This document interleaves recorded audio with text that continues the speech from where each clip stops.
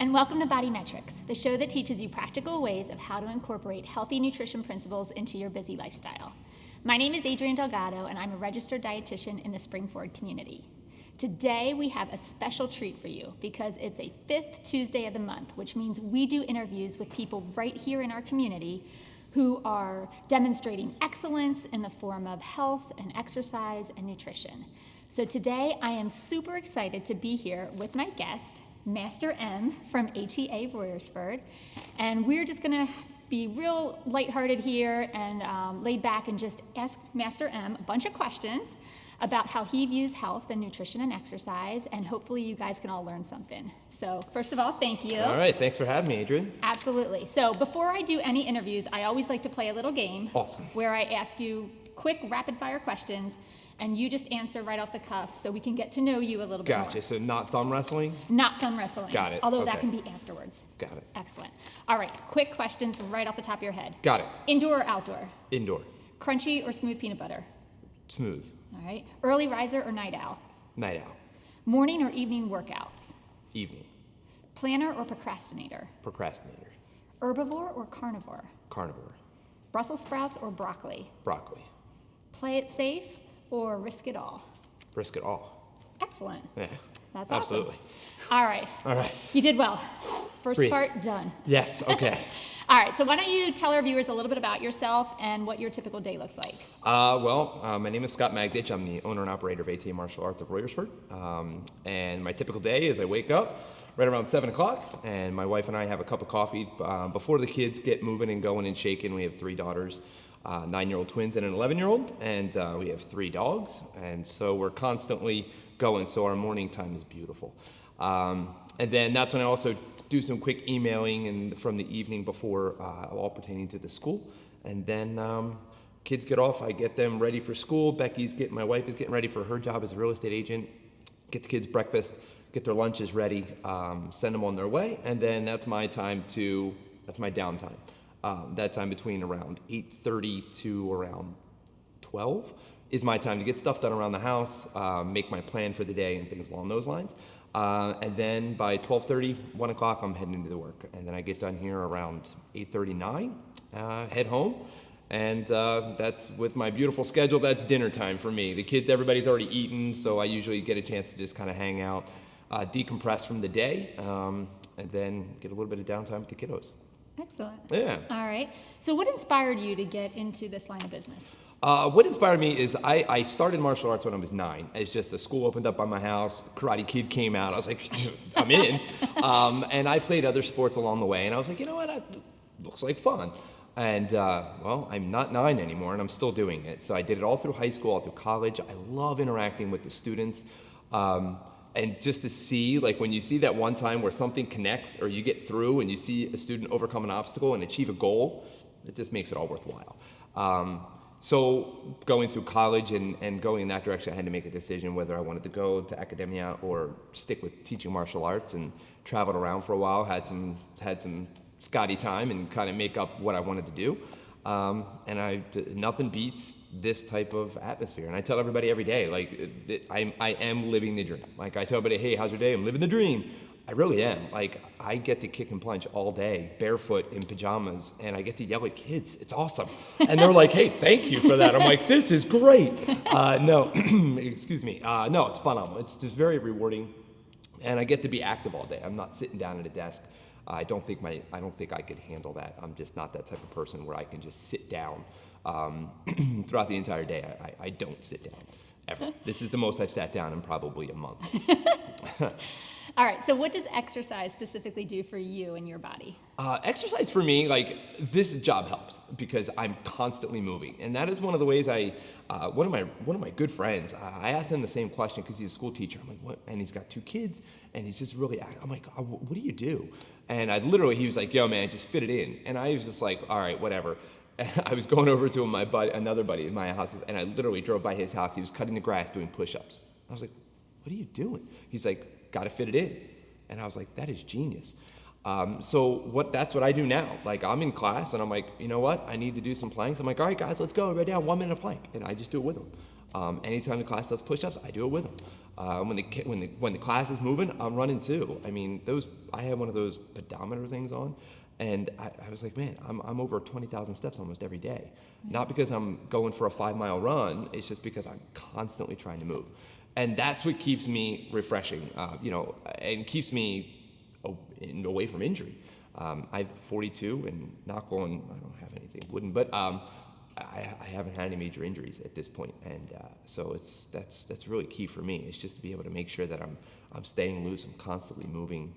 So when I do want to go run around with my 11-year-old, I'm able to. When I want to go and do something, I can go do it. I don't have to be like, oh, I can't get on that bike and go ride my bike 5 miles because, I'm not active. So that's the biggest thing for me, is just to be able to just do whatever I want.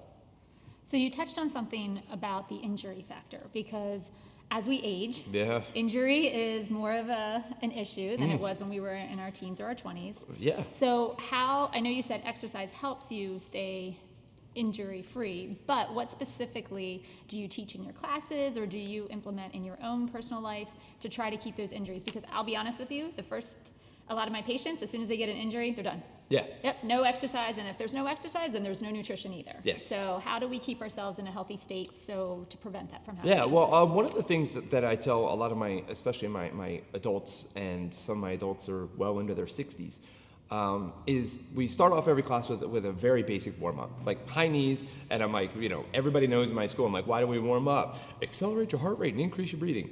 And because we want the blood to be pumping through before we even do a punch, before we throw a kick, before we even start moving down the floor, we're doing high knees, butt kickers, jumping jacks, just to get the heart rate up.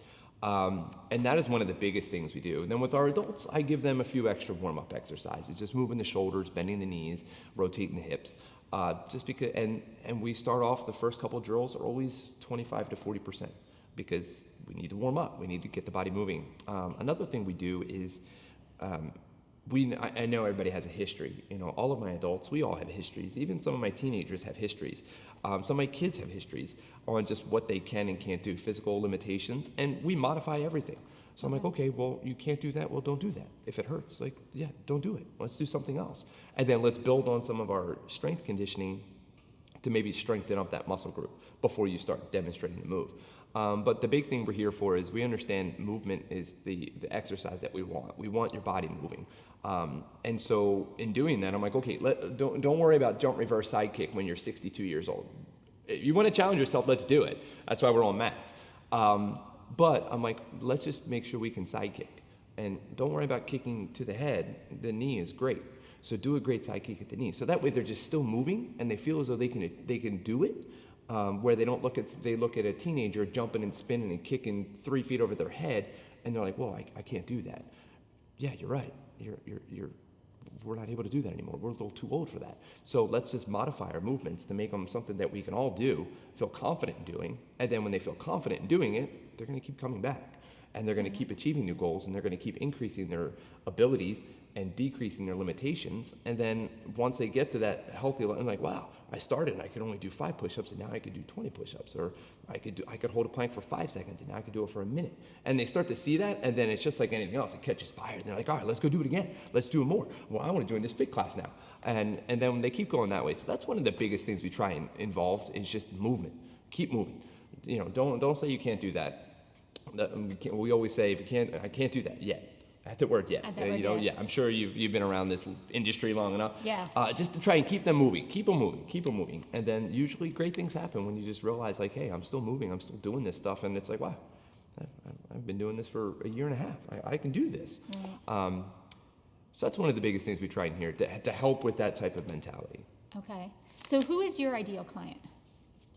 Anybody that wants to learn. That's it. We have everything from 3.5-year-olds to, like I said, the students in their mid to late 60s, one in their early 70s. My ideal client is just somebody that isn't going to make excuses, and somebody that's just eager to learn, just wants to try something new, like get out there and do it. With kids, they just want to have fun, which is great, because that's what you want to do. I kind of want to do that too. I don't want to be in that facility where it's like, all right, 10 push-ups and smacking people with sticks. I'm not Miyagi. So we want to make sure everybody's just having a good time. Once again, if they're having fun, they're going to keep coming back. All my black belts are awesome. That's what I told all my black belts are great. You're gonna get there. You're gonna get there. So let the kids be kids in a fun, controlled environment. They're learning about it. So I want the kids to have fun. Attitude is key. It's a small thing that makes a big difference. So if their attitude is, I want to have fun and I want to learn, that's ideal. Skill level, don't care about. Physical limitations, don't care about. It doesn't matter to me. It doesn't matter if you're kicking to your knee or kicking straight up over your head. It's all about your attitude. So that's my ideal student. It's somebody that just wants to come in and learn, doesn't make excuses like, oh, well, I couldn't do that front kick because, I had, I did 4 jumping jacks today.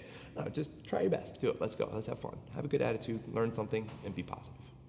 Okay, so let's expound a little bit about one of the things you said, excuses. Yes. Right? So I know some of my clients, I'm sure some of yours as well, excuses are just what they're used to falling back on. You got it. So first of all, how do you motivate yourself every day to stay active, and how do you motivate others?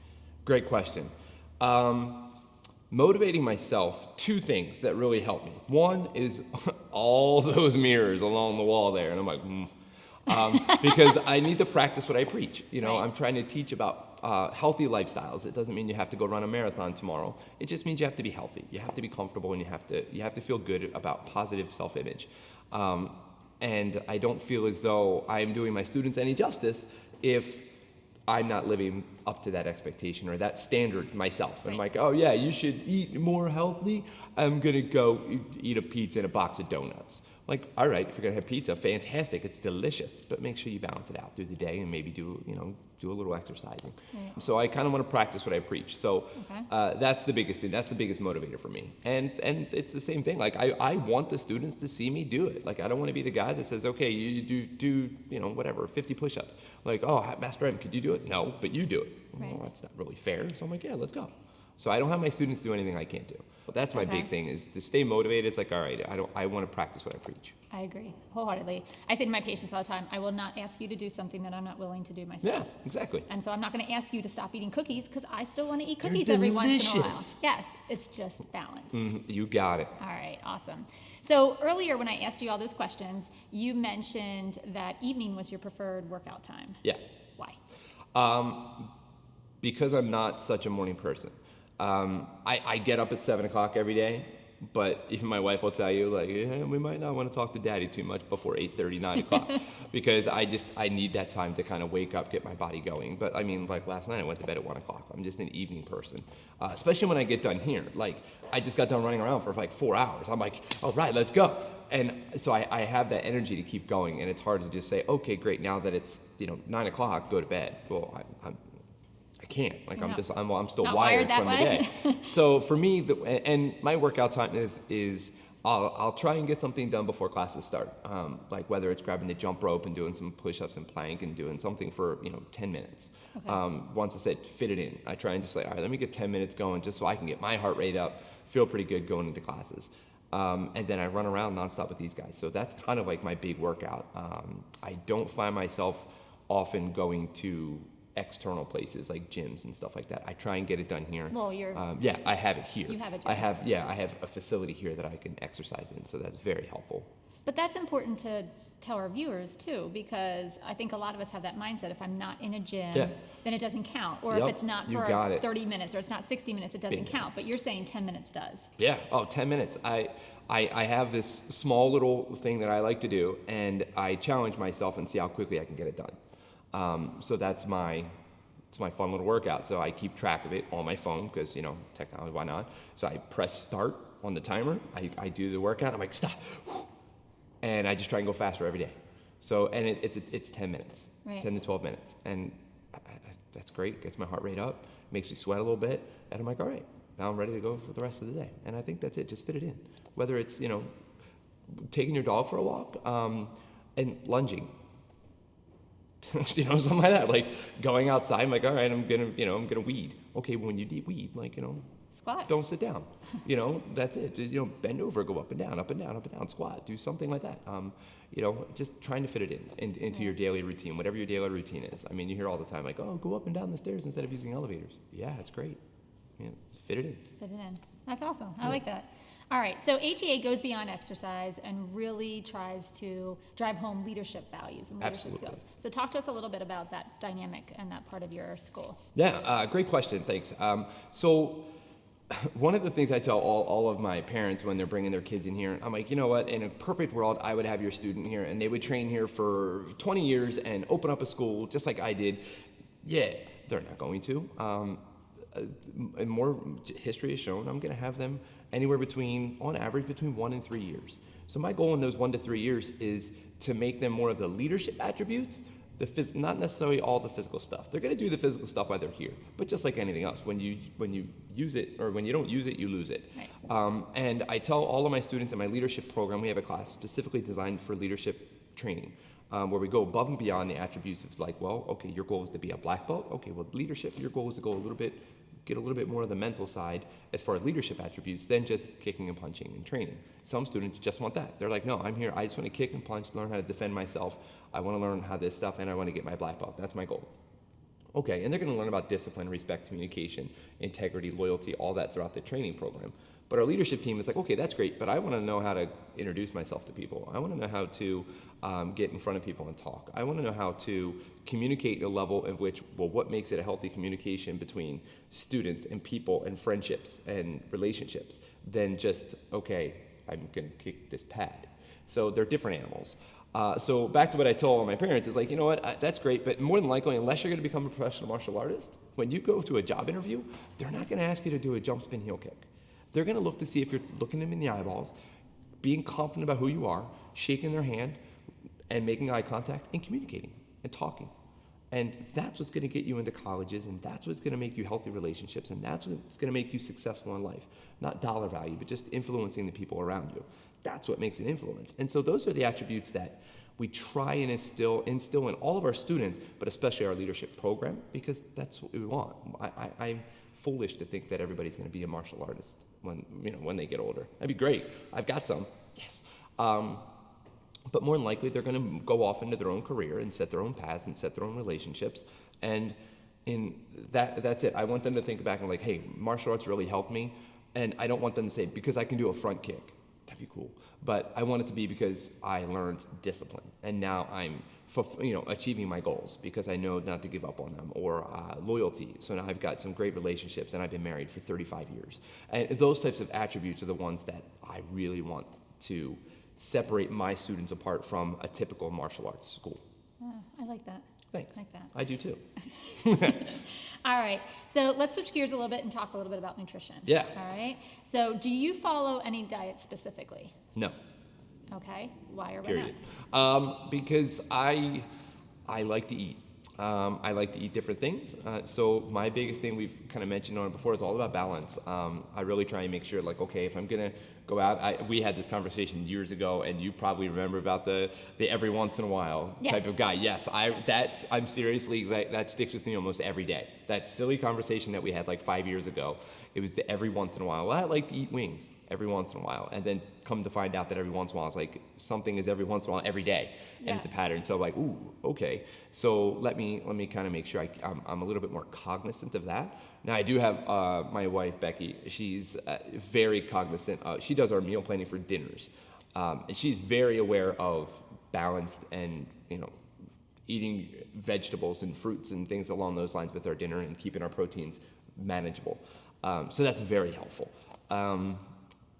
But with a specific diet, I find that, like, you're on it, then you're off it, then you're on it, you're off it, not the roller coaster. I'm just trying to be maintained. And there's times where I'm like, hey, you know what? I just do a little self-reflection, like, whew, all right.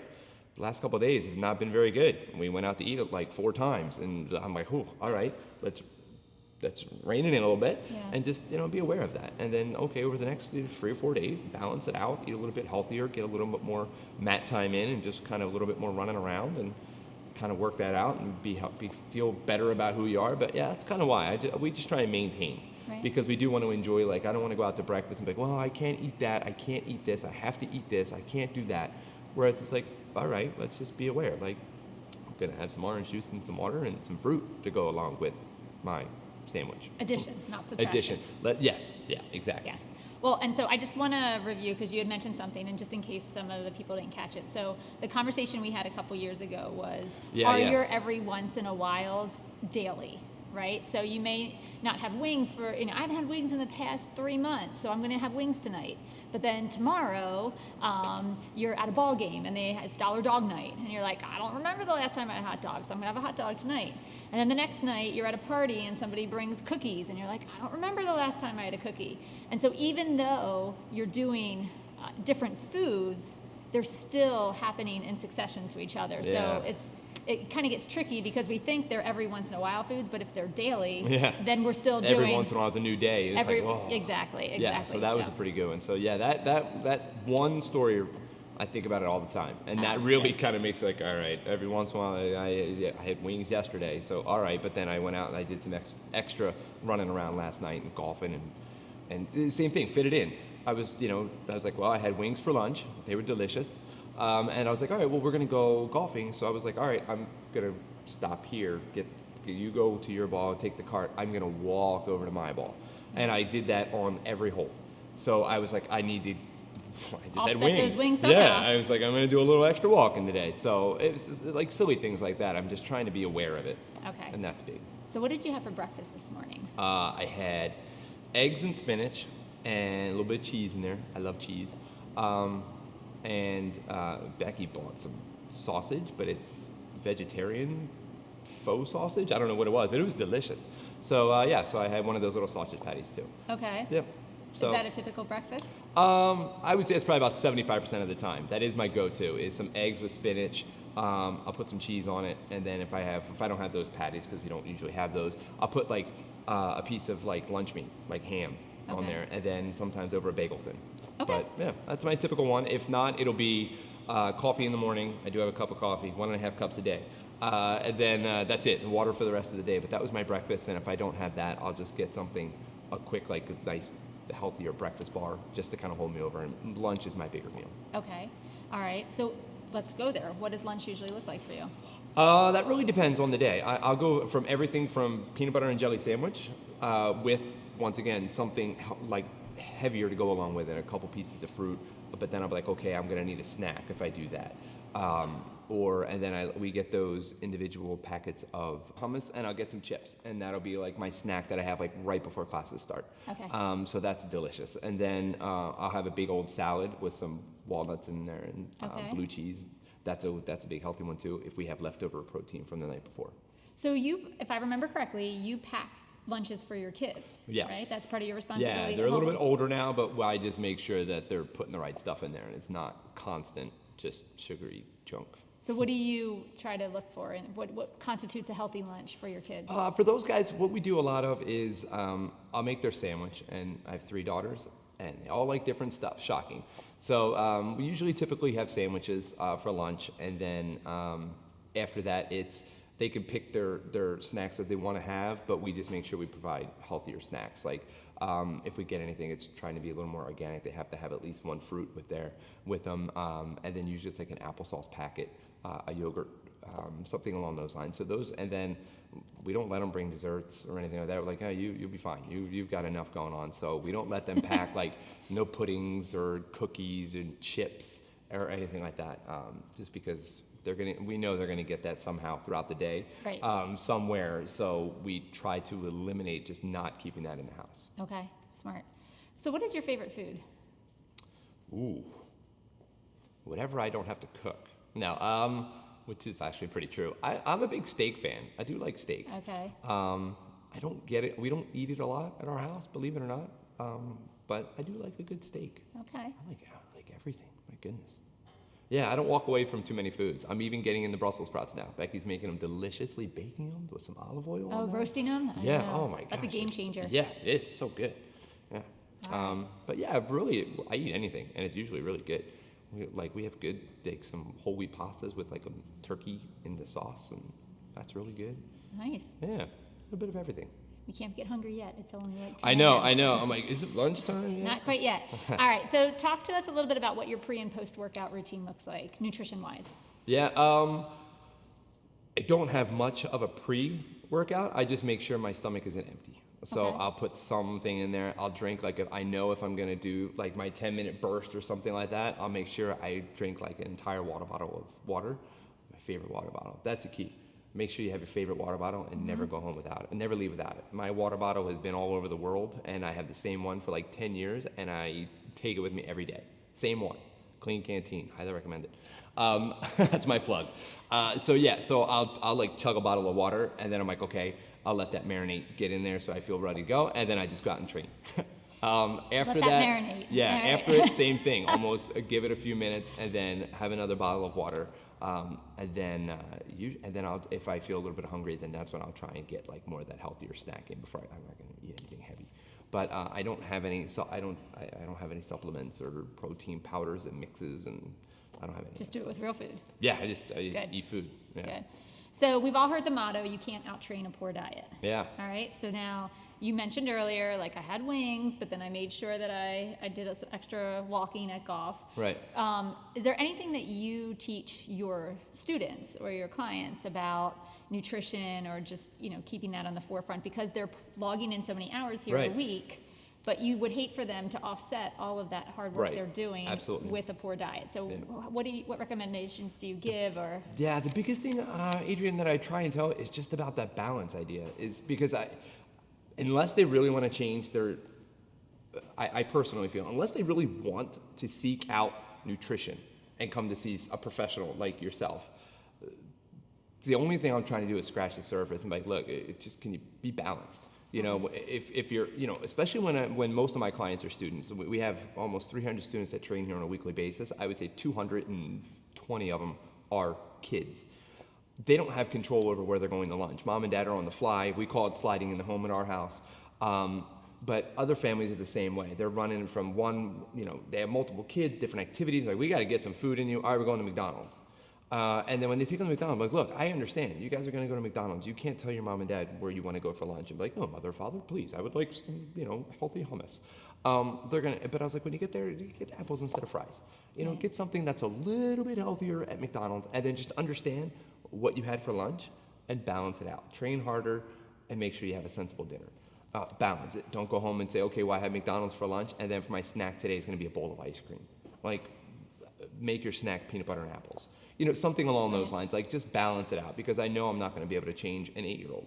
Not too many 8-year-olds, if you go to and say, hey, we can go either here and have a salad or something like that, or we can go to McDonald's and get a Happy Meal, you're probably going to be losing that argument. Right. So it's like, okay, if you're gonna have to do that, let's just try and make some healthier sides. Okay. So that's kind of what I try and do. There's more balance, because I don't think I can change the world with their diet. You can with that, because then they want to come and see you, and then they're going to listen. With me, they're like, hey, hey, karate guy, just kick and punch, man. Teach me how to do a push-up. Got it. Stay in your lane. Yeah, exactly. Thank you. Stay in my lane, funny man. That's awesome. Well, you have provided so much helpful information today, and just reminding us all to strive for balance.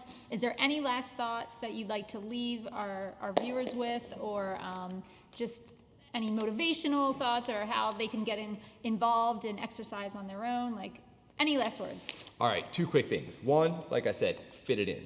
Don't change your lifestyle if you can't. If you can't change your lifestyle because you're running all over the place, fit it in. That's number 1. And number 2, we always say here, choose to learn to lead. So that's like our motto. So find in yourself to say, hey, you know what? If you don't like what you have, what you are, change it. Choose to do that. And then if you choose it on your own, then you'll be more prompted and more disciplined into following through. Whereas if somebody else is telling you, you need to do it, you need to do it, you need to do it, excuses come in. But when you're like, hey, you know what? I would like to be healthier. Okay, great. Seek out professionals and choose to get knowledge and more information, and then you can become successful. I love it. That's it. That's all I got. Master I'm tapped M, out. thank you so much for today. My pleasure, Adrian. Thanks for having me. Oh, absolutely. So anyway, just wanted to thank you guys all for tuning in today, and thank you so much for watching, and we'll see you next week.